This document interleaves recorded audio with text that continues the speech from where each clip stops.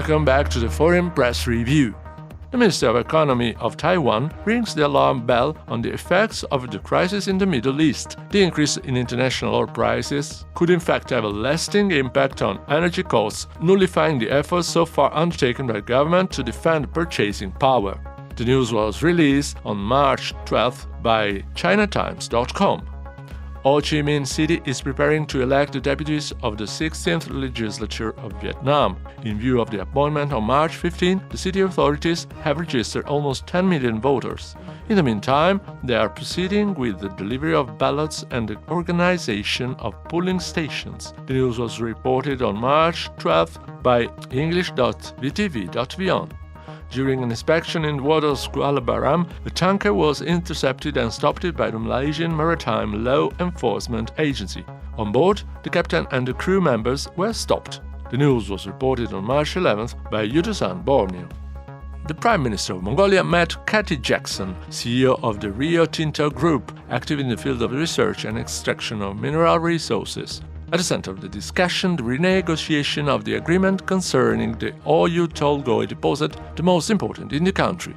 This news was released on March 11th by the UB Post.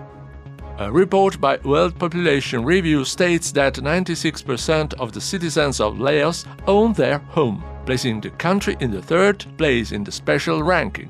Such a figure is explained above all by the spread of some traditional practices, which favor the stability of families. The news was released on March 10th by kpl.gov.la. The Prime Minister of Pakistan, Shehbaz Sharif, announced severe austerity measures with the objective of taming the increase in fuel prices triggered by the conflict in the Middle East. Among the measures adopted, the reduction of 50% of fuel intended for state-owned vehicles and the cut of 25% of the salaries of members of parliament. The news was reported on March 10th by Pakistan Today. The authorities of South Korea continue on the path of strategic and military autonomy. The project for the development of a new hypersonic missile has in fact entered the decisive phase after having recorded important progress. Born from the collaboration between Hyundai and the Ministry of Defense, the project will allow the country to equip itself with a cutting-edge tool for the protection of its borders. The news was reported on March 9th by Mail Business News Korea. The President of the National Assembly of Cambodia visited the north of the country distributing humanitarian aid to more than 800 families. The Cambodian politician also brought greetings from the highest state offices, including those of the President of the Senate and the Prime Minister. The news was released on March 9th by akp.gov.kh. His Majesty the King and Her Majesty and Queen of Thailand participated in the National Unity Concert, Songs of Love for the Nation. The event took place at Mahidol University in the province of Nakhon Pathom. The concert celebrated the values of national unity and harmony. The news was reported on March 8 by Bangkok Post. The entry into force of the trade agreement between India and the United States was postponed by 3 months, following the recent ruling of the Supreme Court that questioned the legal basis of President Trump's trade policy. The Indian authorities remain vigilant and reserve the possibility to renegotiate the agreement, as provided by the recent declaration signed by the two countries. The news was released on March 8 by the Hindu Business Line.